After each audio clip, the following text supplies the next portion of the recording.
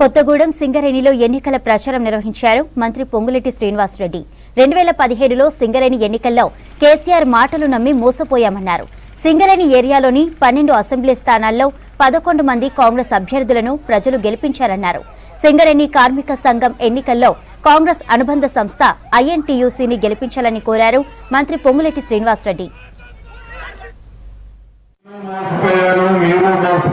అందరం గోసకి గురయ్యామే తప్ప ఇచ్చిన హామీలని ఏ ఒక్క హామీని కూడా మనం నెరవేర్చుకోలేకపోయాం.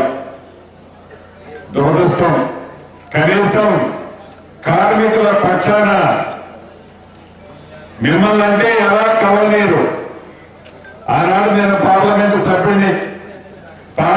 సభ్యుడిగా నా మాట కూడా మీ తరఫున ఎప్పుడన్నా కార్మికుల గురించి మాట్లాడాలనే ప్రయత్నం చేసినా కూడా సాధ్యపడలే. ఒక్క దగ్గరే ఓడిపోయాం.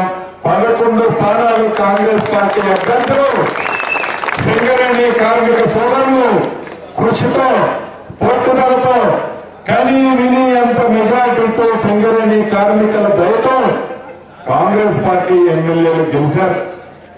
ఒక కాంగ్రెస్ పార్టీ ఎమ్మెల్యేలు గెలవడమే కాదు, తెలంగాణ రాష్ట్రంలో ఇందిరమ్మ రాజ్యాన్ని తెచ్చుకున్నారు. ప్రతి కార్మికుడు, ప్రతి కర్షకుడు, ప్రతి ఒక్క అన్న, ప్రతి ఒక్క తల్లి, ప్రతి ఒక్క చెల్లి ఇందిరమ్మ రాజ్యం వస్తే మా బ్రతుకులు బాగుపడతాయి తప్ప మాయమాటలు చెప్పే ప్రభుత్వాలతో ఏమీ వర్గతో గడిచిన 9.5 సంవత్సరాల నుంచి చూసాం.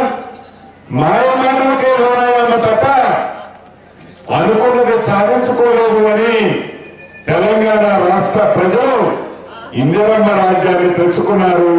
ఆ తెచ్చుకునే దాంట్లో ప్రత్యేకంగా సింగరేణి కార్మికుల పాత్ర ఎంతో ఉంది అని ఈ వేదిక ద్వారా మీకు తెలియదు.